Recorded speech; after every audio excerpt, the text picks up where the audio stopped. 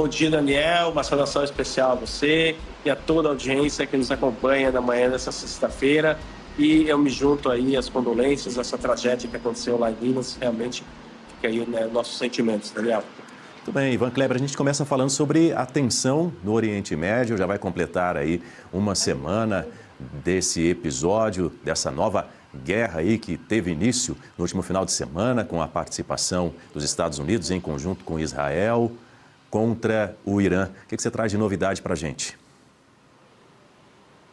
Bom, a novidade é que a questão está escalando, Daniel. Agora, pela manhã, o Azerbaijão começou a movimentar tropas, inclusive artilharia, para a fronteira com o Irã. Isso depois que um drone iraniano atingiu um aeroporto em um enclave do Azerbaijão ontem, quinta-feira, perdão.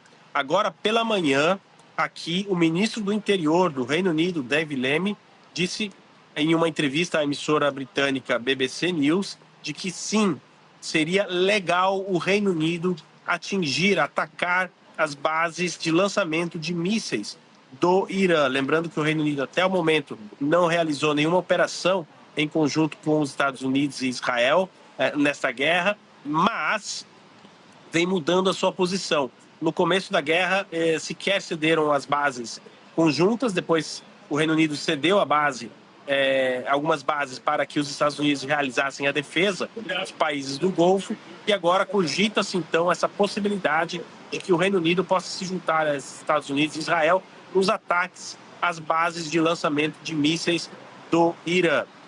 De ontem para hoje, os Estados Unidos realizaram vários ataques em locais estratégicos do Irã, junto com Israel.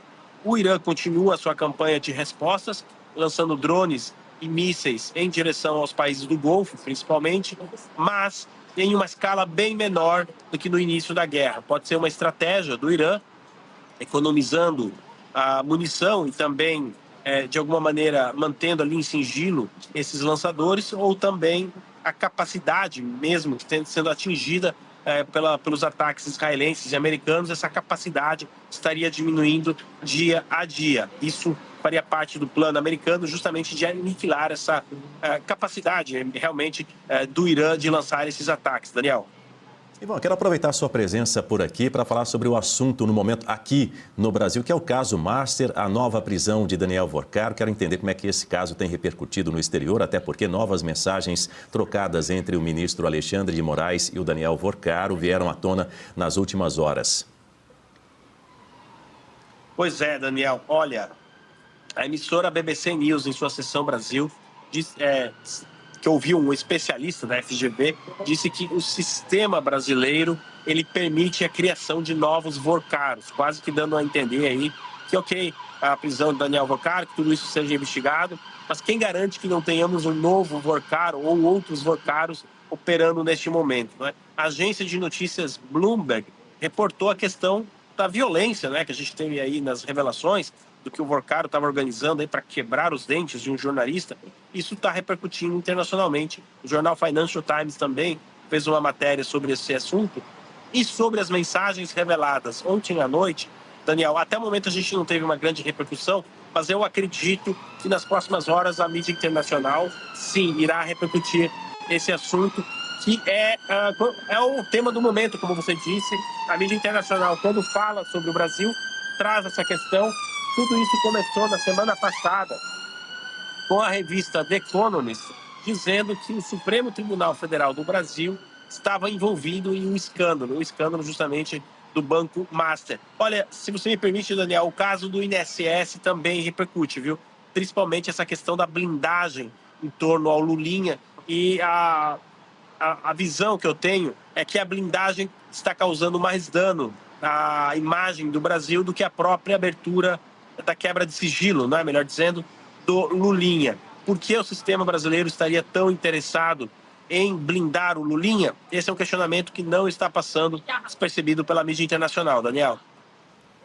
Eu acompanho, inclusive, aqui no site da BBC News Brasil, exatamente essa informação que você reitera agora sobre o ministro Flávio Dino, que barrou a quebra de sigilo de Lulinha horas depois de a CPMI obter os seus extratos bancários. A gente vai entrar nesse assunto daqui a pouquinho também aqui no Jornal da Oeste, primeira edição, trazendo todos os detalhes dessa decisão. Diga, Ivan. Perdoe-me, eu esqueci um ponto extremamente importante. Eu estava acompanhando a intervenção da Berenice, bom dia, Berenice, antes, sobre o sicário, não é? A BBC News Brasil também já começou a levantar quem é o sicário, fazer uma matéria sobre isso. Eu só chamei a atenção de volta aqui para destacar que essa questão do sicário não irá passar despercebida também pela mídia internacional. Eu reforço aqui o que a Berenice comentou antes, muito bem, das investigações. Pode ter certeza que a mídia internacional quer também saber, afinal de contas, o que aconteceu ali no prédio da superintendência lá em Minas, Daniel. Muito bem, agora são 8h12 no horário de Brasília. Estamos ao vivo no Jornal da Oeste, primeira edição, com o nosso correspondente internacional, Ivan Kleber. Agora falando mais sobre assuntos aí mundo afora, voltando a falar sobre a tensão no Oriente Médio. Ontem, o presidente norte-americano, Donald Trump, disse que precisa se envolver na escolha do novo líder supremo do Irã e que o filho do Ayatollah, Ali Khamenei, é inaceitável como sucessor. O conflito ainda está no começo, Ivan Kleber, mas será que os Estados Unidos vão conseguir participar dessa transição de poder no Irã, assim como tem ocorrido, por exemplo, na Venezuela, aqui na América do Sul? Olha, é uma missão bem mais difícil do que foi na Venezuela.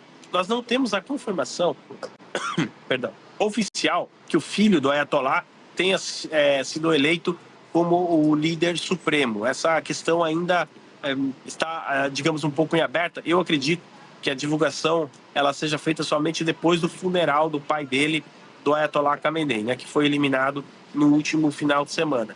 Quando o Trump disse que os Estados Unidos precisam participar dessa transição, é aí sim, semelhante com o que aconteceu na Venezuela, para que um novo governo no Irã dê início a um processo de abertura do regime e que leve à democratização, ou pelo menos algo que nós conhecemos como democracia no Ocidente, não é simples de implementar no Oriente Médio, mas que pelo menos a opressão e a perseguição a opositores do regime diminua, e um ponto estratégico muito importante, que o petróleo iraniano mude a rota, que de repente possa continuar fornecendo à China, mas em quantidades menores do que estão sendo enviados agora.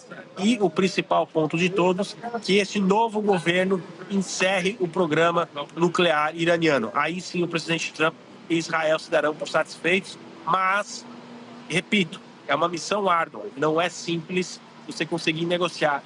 O Irã não é a Venezuela por vários aspectos, desde a sua capacidade de defesa, até mesmo pela leitura de política que eles fazem, né? O conceito de política no Oriente Médio é completamente diferente que nós temos no hemisfério ocidental cristão, e isso também precisa ser interpretado pela Casa Branca e levado em consideração, Daniel.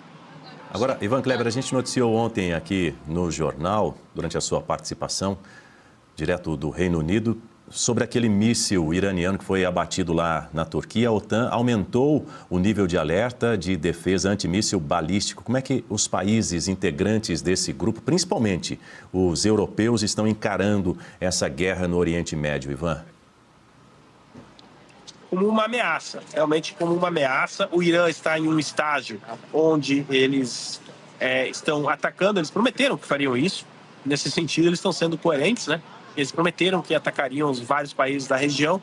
A surpresa foi justamente esse ataque à Turquia e fazer outro país, e aqui não quero colocar pânico nos brasileiros que vivem na Grécia ou que têm parentes na Grécia, não é motivo para pânico, mas outro país que poderia estar dentro de um raio de alcance dos mísseis iranianos seria a Grécia. Então, a Grécia, que também é membro da OTAN, por isso que a aliança está elevando aí a sua capacidade de segurança, justamente porque o Irã não está escolhendo muito adversários. Já atacou todos os países do Golfo, estendeu para a Turquia, Azerbaijão, e pode eventualmente surpreender algum outro país. Então é nesse sentido que a OTAN está se colocando aí na defensiva. Por enquanto, para a sorte do Irã, a OTAN está se colocando na defensiva.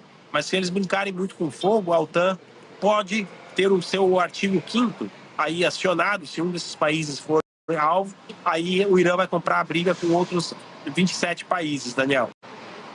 Agora, Ivan Kleber, vou trazer um outro ponto para você. O chanceler do Irã disse que o país está pronto e aguardando uma invasão dos Estados Unidos, ou seja, está chamando para briga, seria isso? Segundo ele, os iranianos estão confiantes que podem enfrentar as forças norte-americanas.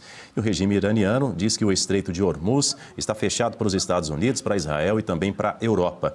A passagem no Golfo Pérsico é uma das rotas marítimas mais importantes do mundo, vale lembrar, onde trafegam embarcações com petróleo e gás também. Ivan, o Irã promete endurecer de uma forma muito clara, tanto na guerra em terra como no acesso ao mar também, com o fechamento do Estreito de Hormuz. Como a gente falou ontem aqui, isso deve disparar ainda mais o preço do barril de petróleo. Isso já está acontecendo nos Estados Unidos, deve se estender para a Europa e também para a América do Sul, né? Sim, inclusive ontem alguns postos de gasolina aqui da Inglaterra registraram algumas filas acima do normal, justamente porque as pessoas começaram a fazer reserva de combustível. Repito, ainda não há motivo para pânico. É que realmente existe uma preocupação com o bolso, Daniel. O preço do combustível vai subir. Ontem nós fizemos aqui um levantamento ao vivo, né, junto com a nossa audiência do preço do combustível no Brasil. A tendência é que isso aconteça. E é a arma que o Irã tem. Contudo, a China, hoje de manhã, pediu ao regime iraniano que libere os navios de petróleo e gás para, pelo menos, a China. E a resposta iraniana indica que é o que eles farão: permitir a passagem de navios que tenham como destino a China, para que a China não fique sem o fornecimento, então, de petróleo do Irã. Essa questão ela é extremamente importante para o regime, Daniel, porque é uma maneira de pressionar os países europeus, que por sua vez pressionam os Estados Unidos e Israel a interromperem os ataques. Mas isso não está acontecendo, pelo contrário. A França, a Itália, possivelmente agora o Reino Unido, estão anunciando que vão entrar no conflito, primeiro, em um primeiro momento, como defesa dos países do Golfo, mas nada impede que, em nome dos interesses desses países, alvos dentro do Irã sejam alvejados. Então, é um jogo bastante perigoso que o Irã faz, mas, por outro lado, eles não têm outra alternativa, Daniel. Eles precisam usar essa pressão em cima, principalmente da opinião pública, que é quem vai acabar sentindo o efeito do preço do combustível, né, para que pressionem seus governos para que esse ataque termine. Por enquanto, não está dando certo. Vamos ver até onde vai a resiliência desses governos em detrimento ao preço do petróleo que está aumentando, Daniel. E é nesse cenário de tensão que ontem Israel lançou novos ataques contra o Líbano pelo 4º dia consecutivo. Um dos bombardeios matou um líder do grupo terrorista Hamas. Conta pra gente aí um pouco mais sobre esse episódio, Ivan. As pessoas podem se perguntar, mas se a guerra...